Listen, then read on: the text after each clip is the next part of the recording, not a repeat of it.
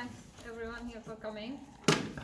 Thanks for giving me this opportunity to voice what's happening back in my country.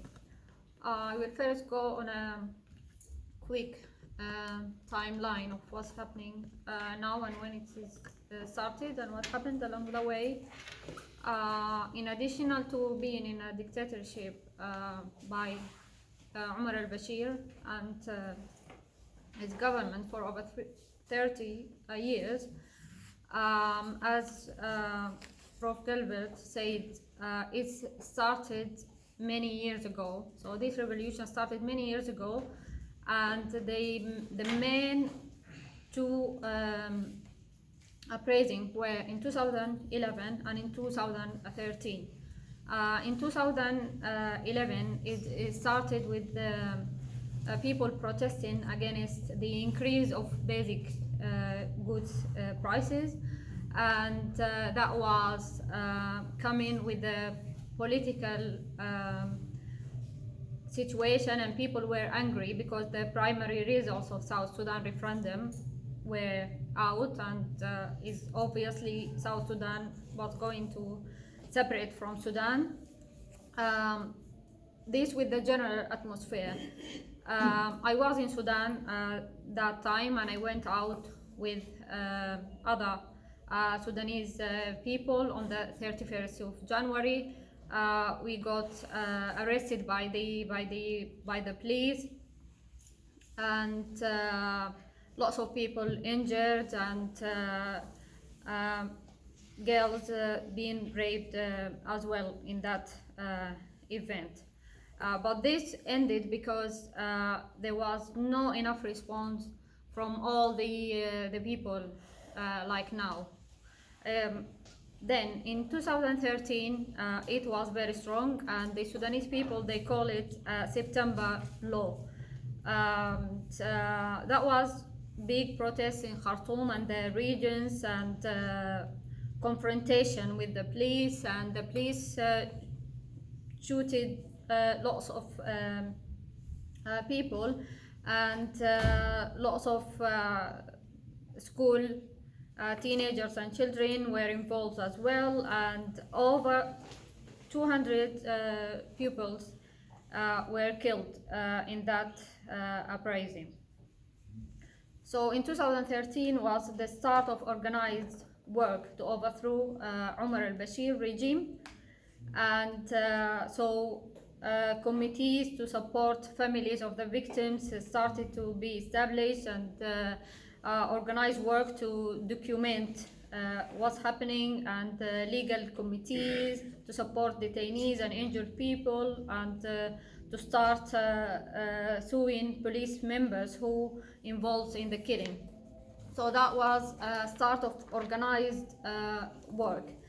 And now in last year, in 2018, which is the current revolution, actually started on the 13th of December, and started in the regions in the Blue Nile state, and then went to the Nile state in Adbara, and then it became in Khartoum and in all over Sudan.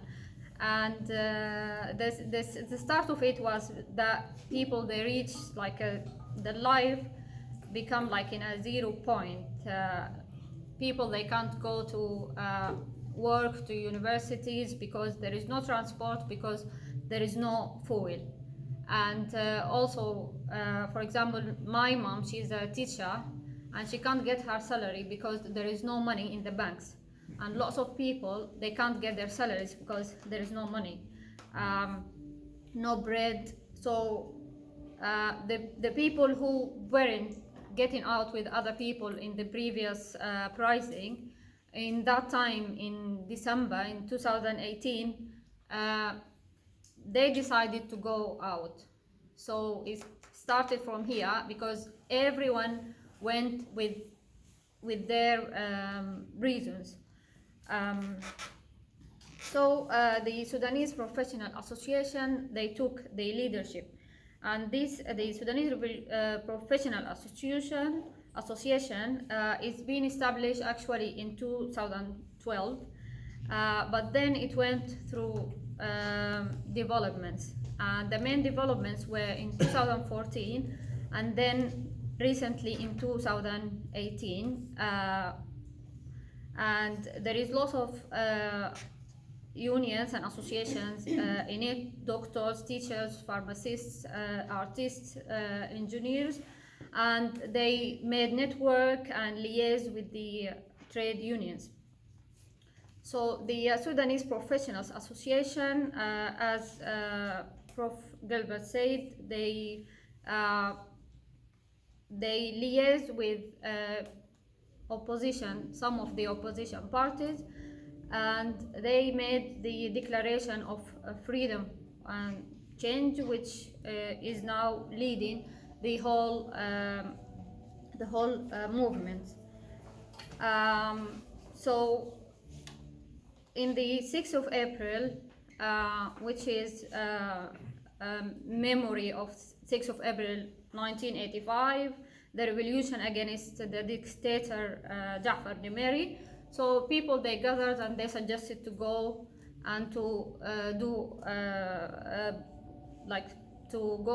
protest and go to the Ministry of Defense, which is also around there, the residence of the president and the headquarters of the Sudan National Army. And when people went there, they succeeded to go there, and were like thousands of people. Then they decided to do a big sit-in there, which started since April, and sadly it ended on the 3rd of June with the big massacre that everyone seen. And actually early morning, like 4 o'clock in Sudan, people went live on Facebook and we could see them there saying there is big forces coming, please help us, and if you are in your homes, come there. And actually lots of people from their houses in Khartoum, they went to the area of the sit-in, and some of them, they got like shooted and killed there. So this event it stopped the negotiations which were going between the opposition, the Freedom and Change Forces, and the military council. So according to the Doctors Association, since on the 3rd of June itself, let me see. So on the 3rd of June itself, more than 122 people, they got killed just in these 4 hours, and over 40 people got raped. Most of them are females, but there is males as well. So it was really a very, very, very sad day to all people in Sudan. So the negotiation stopped, but there have been some people, some mediators, maybe you know about the Ethiopian initiative, and also the IGAD initiative, the Arab League, the League of Arab States also, they came in Sudan to do initiative, but it wasn't popular, because people already in Sudan, they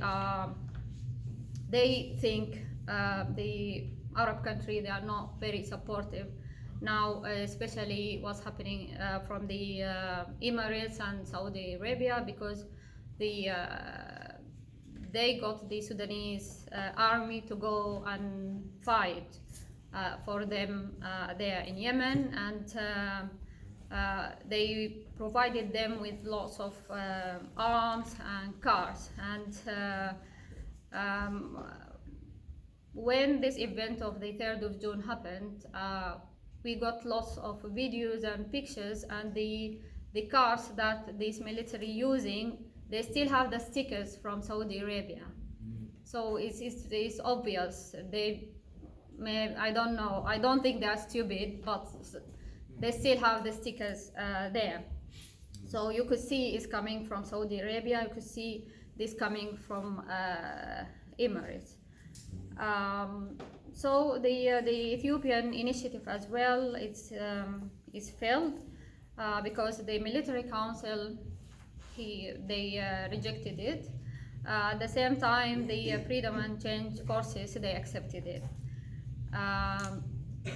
The military council said they want to merge the IGAD initiative with the Ethiopian initiative, which happened yesterday. Explain what is IGAD. I don't think people understand what you mean. IGAD, This is an East African organization that includes Sudan, Ethiopia. Yeah, it's just looking for the Intergovernmental Authority for Development. so they merge them together, and so this initiative now, it says 7 people from the military council in the main government, 7 people from the civilians, and the president is from the civilians, who is the 8th person, and also the parliament, 67% for the freedom, Freedom and Change forces, 33% for other parties which didn't participate in Omar al-Bashir government, the transitional period 3 years. But obviously now this was yesterday night, so it is not clear yet whether the military council will accept it or not, but the military council went and announced a call to meet with the opposition armed movements, and it is expected they want to form a government with them. So it's not clear yet. So the situation is very critical, actually, for me and for many of my fellow Sudanese people. We can see the international community is very important, the support of the international community. But as the latest meeting of the Security Council, we could see that some governments, like some countries like China and Russia, they block any decision that can help Sudan. So the Western countries, we could see also many ambassadors, they came on media, especially the UK ambassador, and they called for the military council to hand the government to the civilians. Personally, I see like it's not enough for us that these countries, they just talk, because there is lots of things. I think there is lots of pressure if they want to support.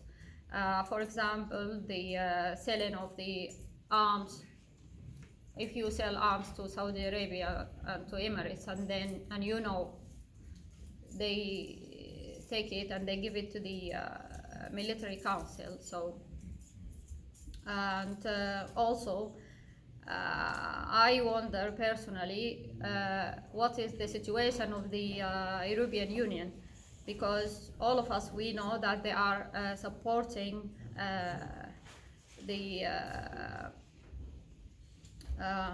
we call them the rapid support forces in the Khartoum process, which is they support these armed people with arms and with money to guard the borders, to block the immigrants to go from Africa to come through Sudan and Libya, and then they come to Europe. So also I wonder about the position of the European Union here. And for me, it's not only enough to go in media and talk about supporting people in Sudan. I want to talk also very quickly about some lessons that we, the Sudanese people, we learned from the Arab uprising, from our neighbors. So we learned from Egypt that we need to confront the military. Actually, it's not like it's not armed confrontation, because this is the lesson that we learned from Libya and Syria. So we are peaceful. Our revolution is peaceful. We don't want to go to any armed conflict that we are part of it. But also, as I say, we learned from Egypt that we need to stand by our decision and our revolution, and not just to go home as once as we know Omar al-Bashir is gone, and just we go home like the Egyptians.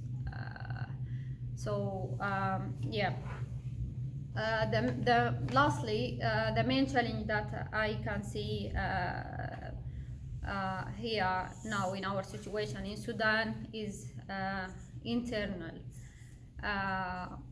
And actually there is an African proverb, it says, when there is no enemy within, the enemy outside can do no harm. So we know there is Saudi Arabia, there is Emirates, and there is lots of other countries working against what the Sudanese people want. But we can defeat all that if the politicians inside Sudan, they are united, and there is some opportunist politician even inside the opposition. Sometimes they work for their own interests, not for the people's interests. And also the national army, our national army now in Sudan is totally not supporting people, and they are just going behind the military council. So the last thing I want to say that although what's happening, but I'm optimistic, because I know people, they broke the fear, and everyone now, like people who they didn't want to protest or to go out years ago when I was in Sudan, when we were protesting, some people, they come and they push us and they say, you are just young people, you are wasting your time, you are making noise to us, you are blocking the road. But now I could see everyone went out, so it's just a matter of time. Thank you very much. Thank you.